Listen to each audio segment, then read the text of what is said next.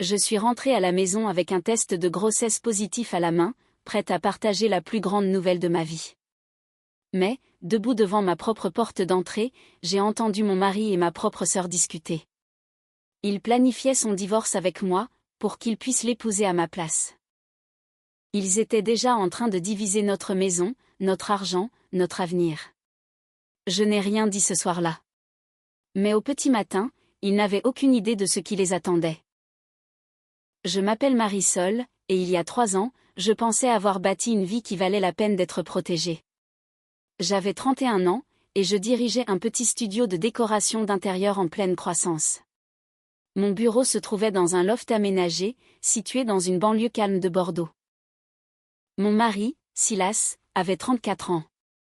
Il était cadre intermédiaire dans une entreprise de logistique, stable et fiable sur le papier. C'était le genre d'homme que les gens qualifiaient de solide. Ma petite sœur, Junipé, avait 28 ans. Récemment divorcée, elle vivait dans notre chambre d'amis depuis près de 8 mois, le temps de se remettre sur pied. Je veux être honnête sur un point, avant d'aller plus loin. J'aime ma sœur. Je faisais confiance à mon mari. J'avais passé des années à construire une vie où ces deux vérités ne semblaient jamais devoir être mises en balance l'une contre l'autre. En grandissant, Junipé avait toujours été la plus fragile. Celle pour qui nos parents s'inquiétaient. Celle que je m'empressais de protéger quand les choses devenaient difficiles. Quand son mariage s'est effondré, je n'ai pas hésité une seconde à lui ouvrir ma porte. Silas a accepté immédiatement.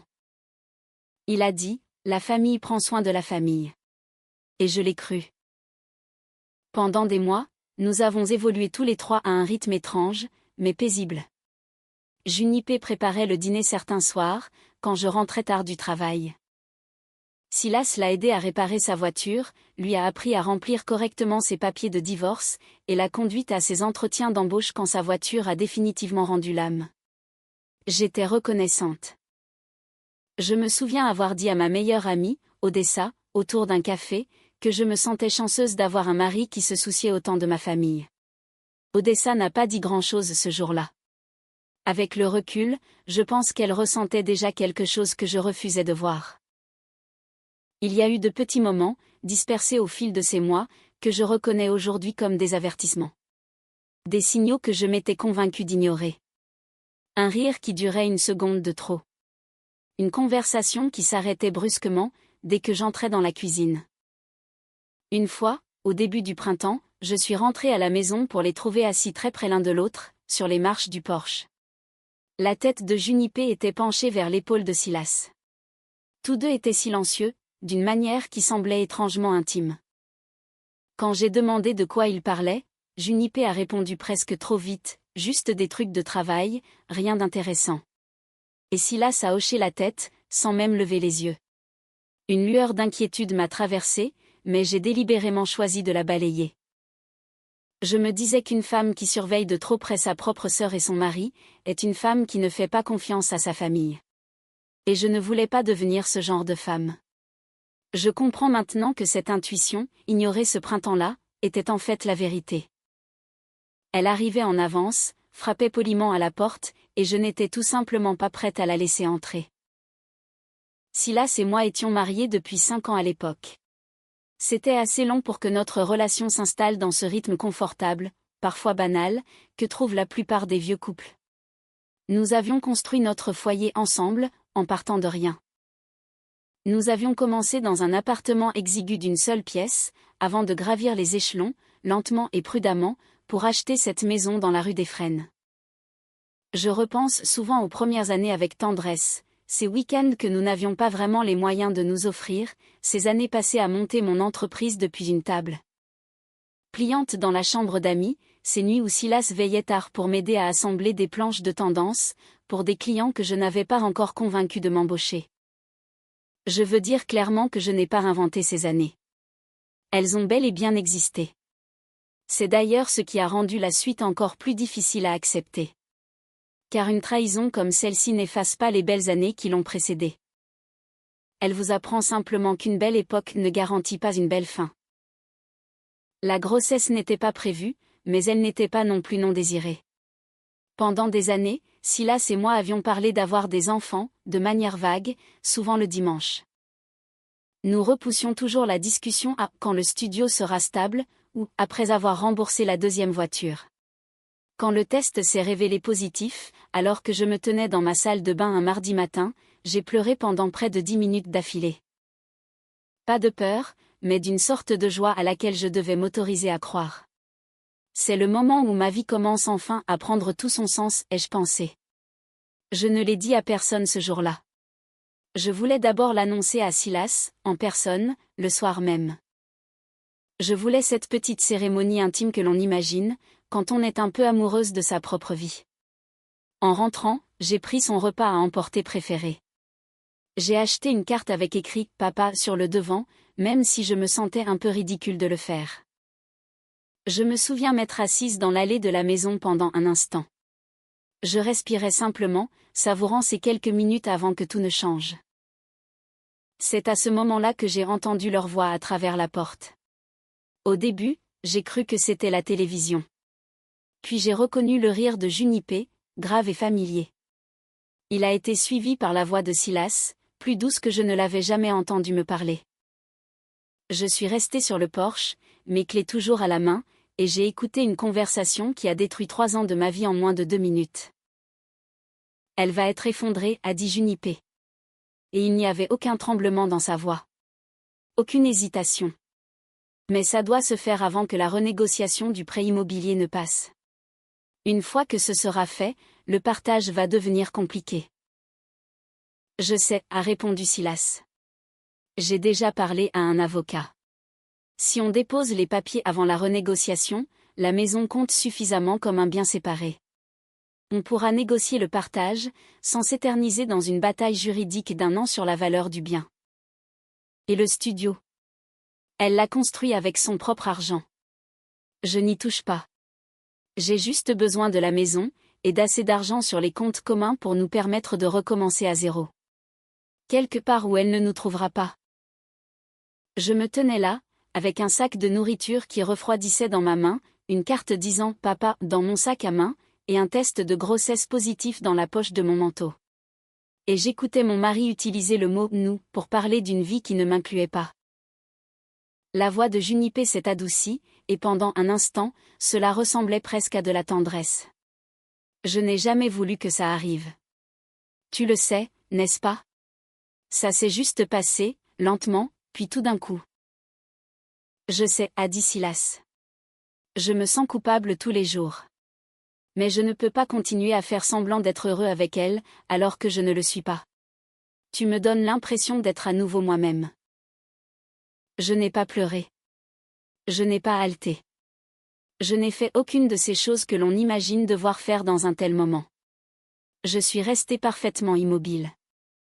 De la même manière qu'on se fiche quand on réalise que le sol sous nos pieds est pourri depuis longtemps, et qu'un seul faux pas nous ferait passer à travers.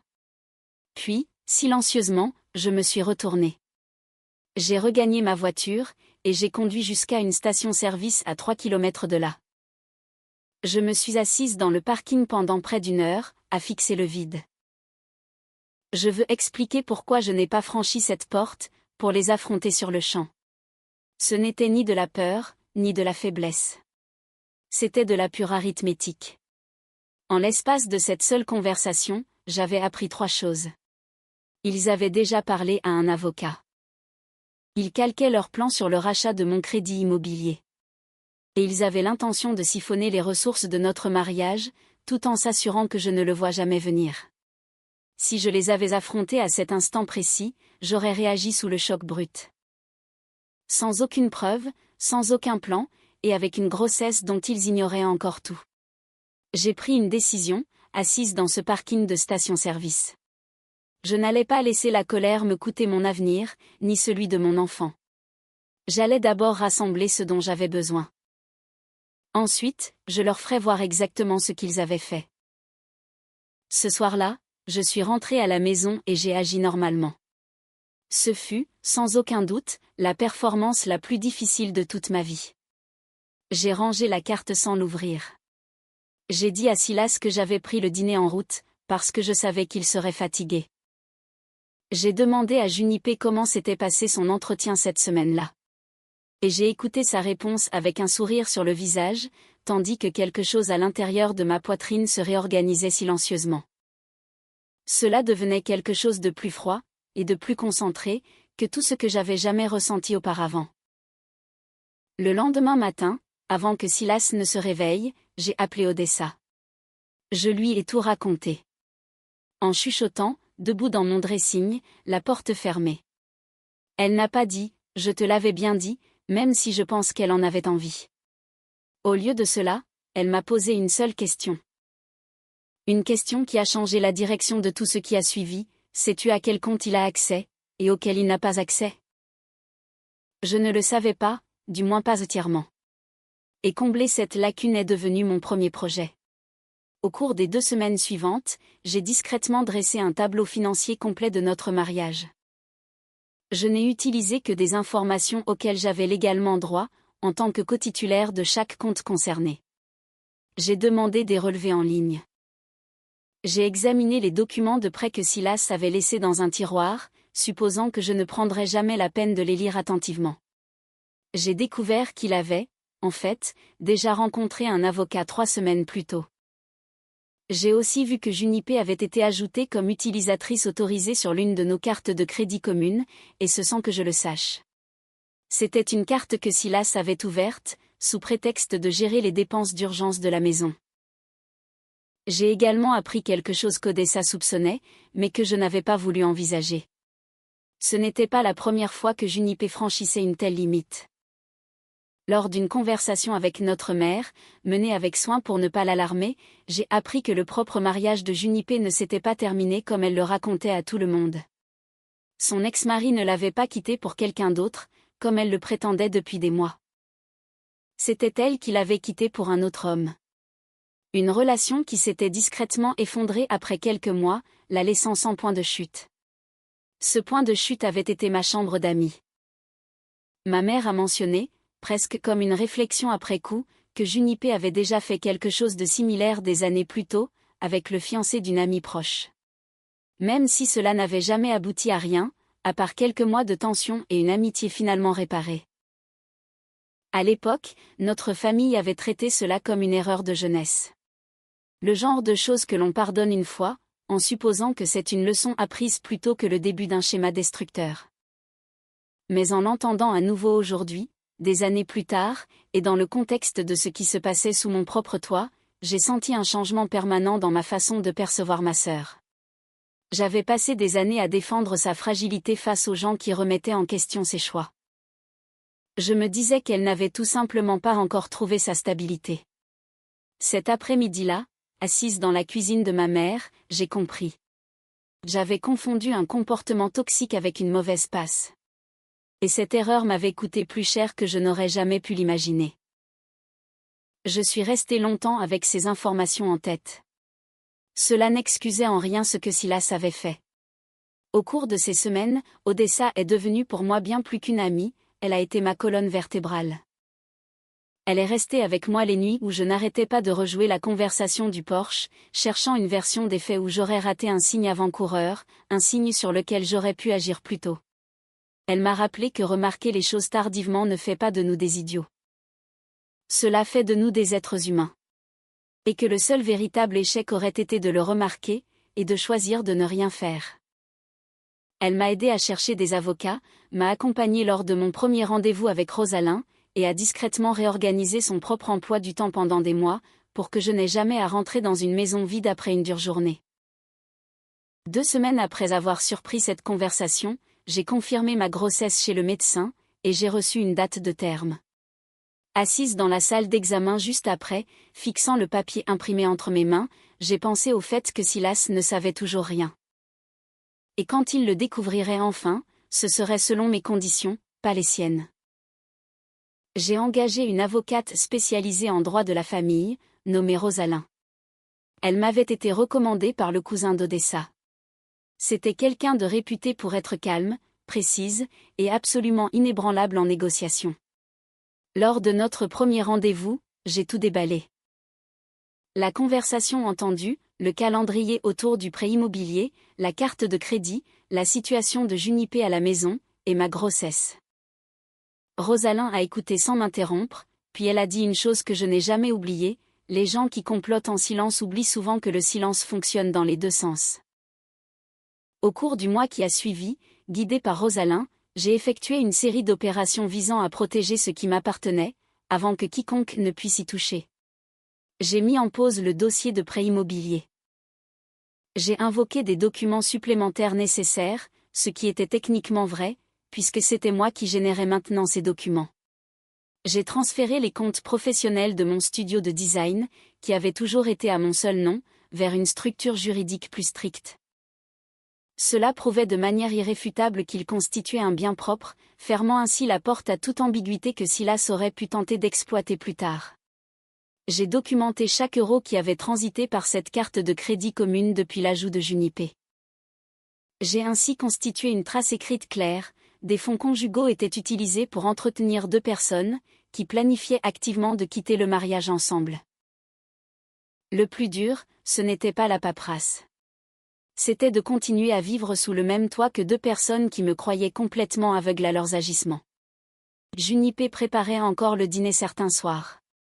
Silas m'embrassait toujours pour me dire au revoir le matin. Je souriais à travers tout cela. Je ressentais quelque chose proche du deuil, pour cette version de ma vie à laquelle je croyais encore un mois plus tôt. Mais je ressentais aussi une détermination d'acier, pour la nouvelle vie que j'étais en train de bâtir. Un soir, environ 3 semaines après le début de mon enquête discrète, notre mère est venue dîner. Elle ignorait tout de ce qui se tramait sous la surface. Au milieu du repas, elle a mentionné, presque en passant, qu'elle avait croisé un ancien voisin qui s'était renseigné sur la renégociation de notre prêt. La fourchette de Silas s'est figée en l'air pendant une demi-seconde. C'était si furtif que je doute que quiconque, à part moi, l'ait remarqué. Junipé a changé de sujet presque immédiatement, demandant à notre mère une recette de cuisine. J'étais assise là, passant un plat de légumes autour de la table, avec les deux personnes qui planifiaient de détruire ma vie. J'ai compris à quel point ils étaient devenus doués pour jouer la comédie de la normalité. Cela a renforcé ma résolution. S'ils pouvaient jouer la comédie si bien, je le pouvais aussi. Et j'avais bien l'intention d'être meilleur qu'eux à ce jeu-là. Plus tard cette même semaine, j'ai failli me trahir. J'examinais des relevés bancaires sur la table de la cuisine, après que Silas soit parti se coucher. Junipé est entrée pour prendre un verre d'eau, me surprenant avant que je ne puisse fermer complètement l'ordinateur portable. Elle a jeté un coup d'œil à l'écran et a demandé d'un ton léger, « Tu fais déjà le budget pour les affaires du bébé ?» Je me suis forcée à rire, et je lui ai répondu que je vérifiais simplement une facture pour un client. Elle l'a accepté sans insister, mais mes mains ont tremblé bien après qu'elle ait quitté la pièce. Le coup de grâce est arrivé plus tôt que prévu. 3 semaines après le début de mes préparatifs, j'ai découvert que Silas ne se contentait pas de planifier son départ. Il avait déjà commencé à virer de petites sommes depuis notre compte épargne commun, vers un nouveau compte que Junipé avait ouvert à son propre nom. C'était un compte que je n'avais pas trouvé lors de mes premières recherches, car il n'était lié à aucun de nos profils financiers principaux. Je ne l'ai trouvé que parce que Junipé, devenue imprudente à force de se sentir en sécurité, avait laissé un email de confirmation bancaire ouvert sur l'ordinateur familial que nous partagions. En un peu moins d'un mois, ils avaient déplacé un peu plus de 10 000 €. Cet argent, que je destinais dans mon esprit à l'avenir de mon bébé, finançait maintenant le compte qui devait servir à leur nouvelle vie ensemble. Cette même semaine, j'ai reçu un appel inattendu d'une femme nommée Reine. C'était une collègue de Silas, que je reconnaissais vaguement depuis la fête de fin d'année de son entreprise, l'hiver précédent. Elle avait trouvé mon numéro sur le site internet de mon studio de design. Elle m'a expliqué, avec prudence et un peu de nervosité, qu'elle avait surpris Silas discuter d'une recherche d'appartement avec un collègue, dans la salle de pause. Il décrivait un 3 pièces à l'autre bout de la ville, qui devait être prêt pour la fin du mois suivant. Reine m'a dit qu'elle avait failli ne pas appeler, ne sachant pas si c'était à elle de s'en mêler. Mais quelque chose dans sa façon de parler, si désinvolte et déjà si résolue, l'avait suffisamment dérangée pour qu'elle estime que je méritais de savoir. Je l'ai remerciée. Après avoir raccroché, je suis restée assise, ressentant une gratitude étrange et inconfortable. Même des personnes extérieures à mon mariage avaient remarqué ce que je m'autorisais seulement maintenant à voir pleinement. Cela confirmait ce que je soupçonnais, sans oser le dire à voix haute, ce n'était plus un projet en gestation. C'était un plan déjà en marche. Il y avait une date de départ, un lieu, et une vie déjà à moitié construite, de l'autre côté d'une porte que je n'avais pas encore ouverte. J'ai immédiatement apporté ces 2 nouvelles informations à Rosalind, les virements et la recherche d'appartements. Elle m'a expliqué que, selon les lois en vigueur, les fonds transférés hors des comptes communs sans consentement, surtout lorsqu'il est prouvé que ces virements anticipent une séparation, sont traités très sévèrement lors d'un divorce. Loin de leur donner une longueur d'avance, cet argent venait de devenir la preuve la plus solide de mon dossier. Selon les calculs, cela pourrait faire pencher une part importante du partage des biens en ma faveur. Rosalind m'a également suggéré de documenter discrètement mes propres contributions financières à la maison et au studio sur l'année écoulée. Au cas où l'avocat de Silas essaierait de prouver que l'argent du couple était plus mêlé à l'entreprise qu'il ne l'était réellement. J'ai passé plusieurs soirées à organiser des années de factures et de déclarations fiscales. Pour la première fois, j'étais soulagée d'avoir toujours tenu une comptabilité méticuleuse. J'ai choisi mon moment avec soin. J'ai attendu un dimanche soir, alors que Silas et Junipé étaient tous les 2 à la maison. C'était le genre de soirée calme et ordinaire qui constituait une grande partie de notre vie commune. Je leur ai demandé de s'asseoir à la table de la cuisine, cette même table où Junipé m'avait aidé, un jour, à écrire les adresses sur nos faire-part de mariage. J'ai posé 3 choses devant eux, un relevé bancaire imprimé montrant les virements, une copie de la demande de suspension du prêt immobilier, et une petite photo d'échographie pliée. Je sais, ai-je dit. Juste ces 2 mots, d'une voix calme et posée. J'ai vu quelque chose s'effondrer dans le regard de Silas. L'horreur absolue d'une personne qui réalise qu'elle en a complètement sous-estimé une autre. Le visage de Junipé est passé par plusieurs expressions en l'espace de quelques secondes. Aucune d'entre elles ne ressemblait à des remords. Marisol, je peux t'expliquer, a commencé Silas. Tu n'as pas besoin de le faire, ai-je répondu. J'ai déjà entendu l'explication. Je l'ai entendue il y a 3 semaines, à travers la porte d'entrée. Je leur ai répété exactement ce que j'avais entendu ce soir-là, mot pour mot. J'ai regardé la couleur quitter leur visage. Ils réalisaient depuis combien de temps je savais, et tout ce que j'avais mis en place pendant qu'ils me croyaient encore ignorante. Je leur ai parlé de l'avocate que j'avais déjà engagée. Je leur ai parlé du gel du prêt immobilier, de la séparation de mes comptes professionnels, et des virements documentés. Des virements que Rosalind présenterait comme des preuves de faute financière pendant le mariage. Junipé a brièvement essayé d'orienter la conversation vers la pitié. Elle disait qu'elle luttait contre la culpabilité depuis des mois, qu'elle n'avait jamais voulu me faire de mal, que les choses étaient simplement arrivées. Je l'ai laissé finir. Puis je lui ai raconté ce que notre mère m'avait dit. La vraie raison pour laquelle son mariage avait pris fin. L'homme pour qui elle avait quitté son mari, des mois avant de s'installer dans ma chambre d'amis. Je l'ai regardé réaliser que l'histoire tragique, celle qu'elle avait utilisée pour gagner sa place chez moi pendant 8 mois, venait d'être effacée à tout jamais. Et ce, devant la seule personne dont elle ne pourrait jamais réparer la confiance. Tu savais tout ça, depuis le début, a finalement demandé Silas, la voix à peine au-dessus d'un murmure. Depuis combien de temps? 3 semaines et 4 jours, ai-je répondu. Assez longtemps pour engager mon propre avocat. Assez longtemps pour savoir exactement à quoi servait ce compte au nom de Junipé.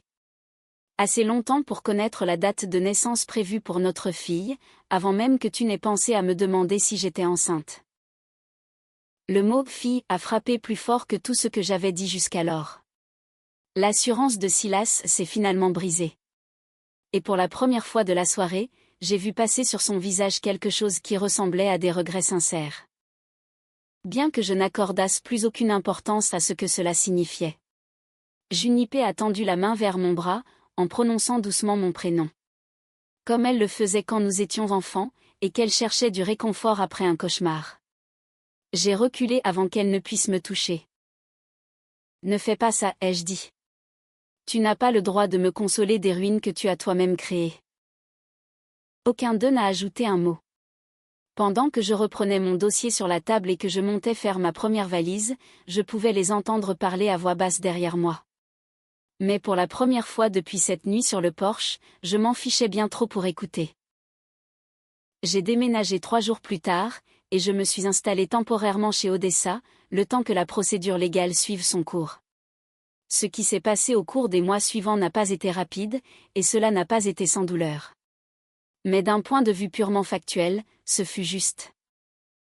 Les relevés financiers et les virements documentés sont devenus des preuves clés lors de la procédure, tout comme la chronologie établie par Rosalind, démontrant une planification financière délibérée autour du prêt de la maison. L'accord final m'a permis de conserver la maison après la séparation des biens. La faute financière a été prise en compte, me permettant de récupérer une part de son épargne retraite, qui compensait intégralement les fonds transférés. Mon studio de design est resté entièrement à moi, à l'abri de toute réclamation, exactement comme cela aurait toujours dû être. Les séances de médiation ont été, à leur manière, la partie la plus étrange de tout le processus. Assise à une table de conférence face à l'homme que j'avais épousé, avec des avocats traduisant notre histoire commune en lignes budgétaires et en colonnes d'actifs. J'avais moins l'impression de mettre fin à un mariage, que de liquider un partenariat commercial qui avait discrètement fait faillite. À un moment donné, l'avocat de Silas a essayé de faire passer les fonds transférés pour un prêt temporaire accordé à Juniper, sans lien avec un quelconque projet de départ. Rosalind a riposté avec l'historique des faits, la consultation d'un avocat 3 semaines avant le début des virements, mise en parallèle avec ma demande de gel du prêt, déposée la semaine même où j'ai découvert l'existence de ces transferts. L'argument de Silas n'a pas survécu à la 2e réunion. La carrière de Silas a subi un coup d'arrêt, plus silencieux que la fin de notre mariage. Le stress du divorce et ses conséquences financières ont affecté sa vie professionnelle, et la promotion qu'il espérait n'a jamais vu le jour. Il a gardé son emploi, mais l'élan qu'il avait autrefois au sein de l'entreprise s'est discrètement essoufflé. Et l'augmentation de salaire qui devait accompagner sa promotion s'est envolée avec. Le chemin de Juniper a eu ses propres conséquences. Notre mère, en apprenant toute la vérité sur l'échec de son premier mariage et sur ce qu'elle avait détruit dans le mien, a pris une décision à laquelle Juniper ne s'attendait pas. Elle n'était plus la bienvenue pour utiliser les maisons familiales comme des refuges temporaires, à chaque fois que ses actes la rattrapaient. Ce ne fut pas dramatique. Ce fut simplement une porte, autrefois toujours grande ouverte, qui se fermait désormais discrètement, mais définitivement. Notre famille élargie, autrefois si prompte à protéger la réputation fragile de Juniper, a lentement appris toute l'histoire. 2 sœurs, qui avaient été autrefois inséparables, ont tout simplement cessé d'apparaître dans la même pièce. Personne n'a jamais exigé d'explication une seconde fois. J'ai donné naissance à ma fille 7 mois plus tard, dans une chambre d'hôpital, avec Odessa à mes côtés plutôt qu'un mari. Elle m'a tenu la main à chaque contraction, avec une solidité dont j'ignorais avoir besoin jusqu'à cet instant. Je l'ai appelée Avlini, un prénom qui n'appartenait à l'histoire de personne d'autre qu'à la mienne. C'était la première chose véritablement nouvelle que j'avais construite depuis cette nuit sur le porche. En baissant les yeux sur son petit visage pour la première fois, j'ai soudainement senti que chaque décision difficile des 9 mois précédents en valait la peine, juste pour ce moment précis. Un moment pur, non parasité par les plans de quiconque d'autre pour ma vie. 2 années se sont écoulées depuis cette conversation sur le porche. Mon studio a suffisamment grandi pour que j'emploie aujourd'hui 2 designers supplémentaires. Je suis l'unique propriétaire de ma maison. Les murs sont désormais remplis des dessins d'Avlini, au lieu de souvenirs que je devais soigneusement éviter. Je vois toujours ma mère régulièrement. Je n'ai plus adressé la parole à Juniper depuis le jour où j'ai déménagé. Et j'ai fait la paix avec le fait que certaines relations ne peuvent pas être réparées. Elles se terminent, tout simplement. Et la rupture en elle-même devient la barrière qui vous protège. Avlini marche maintenant. Elle court après notre vieux chien autour de cette même table de cuisine, celle-là même où j'avais posé un relevé bancaire et une photo d'échographie, pour mettre discrètement fin à mon mariage. Elle n'a bien sûr aucune idée de ce dont cette table a été témoin. Elle ne la connaît que comme l'endroit où nous mangeons des crêpes le dimanche matin, juste toutes les deux. Lentement et sans précipitation, dans une maison qui nous appartient totalement. Silas a fini par épouser Junipé. C'est un fait que j'ai appris de manière indirecte, et qui n'a suscité aucune réaction particulière de ma part. J'y ai pas mal réfléchi. Je m'attendais à ce qu'à un moment donné, apprendre cette nouvelle rouvre une blessure en moi. Mais ce ne fut pas le cas. Quoi qu'ils aient pu construire ensemble, ils l'ont bâti sur des fondations en lesquelles aucun d'eux ne pourra jamais avoir une confiance absolue. Parce que toute leur relation a commencé par un mensonge murmuré à travers une porte. Et ce genre de mensonge ne disparaît pas une fois prononcé. Ils attendent simplement en silence, guettant la prochaine personne qui se sentira un peu trop à l'aise, pensant être l'exception à la règle. Je repense souvent à ce Porsche. À ce moment où je me tenais là, avec un sac de nourriture devenu froid et une carte disant « Papa ». À écouter les deux personnes en qui j'avais le plus confiance au monde, planifier un avenir qui m'effaçait complètement. Mon silence, cette nuit-là, n'était pas une capitulation. C'était mon premier coup d'échec. Et la seule bataille qui comptait vraiment. La bataille pour m'assurer que ma fille et moi puissions sortir de cette trahison, avec bien plus que ce qu'ils n'auraient jamais cru nous laisser. Quand les gens apprennent toute l'histoire, ils me demandent parfois si je regrette d'avoir attendu, au lieu de les affronter immédiatement. Je comprends la question, mais je ne l'ai jamais regretté une seule fois. Il y a une grande différence entre se cacher de la vérité, et se préparer à l'affronter selon ses propres règles. Je ne protégeais pas un mensonge, cette nuit-là sur le Porsche. Je protégeais un avenir qui n'était pas encore né. Un avenir qui dépendait entièrement de ma capacité à garder les idées claires, assez longtemps pour le sécuriser. Chaque soirée silencieuse passée à éplucher des relevés sur la table de la cuisine, chaque sourire forcé lors d'un dîner que je pouvais à peine avaler, était un investissement. Un investissement dans une version de ma vie que ni Silas ni Junipé n'ont jamais eu la chance de pouvoir m'arracher. Si vous découvriez que votre mari et votre propre sœur planifiaient de construire une vie ensemble dans votre dos, seriez-vous restée silencieuse la première nuit comme je l'ai fait? Ou auriez-vous ouvert cette porte immédiatement?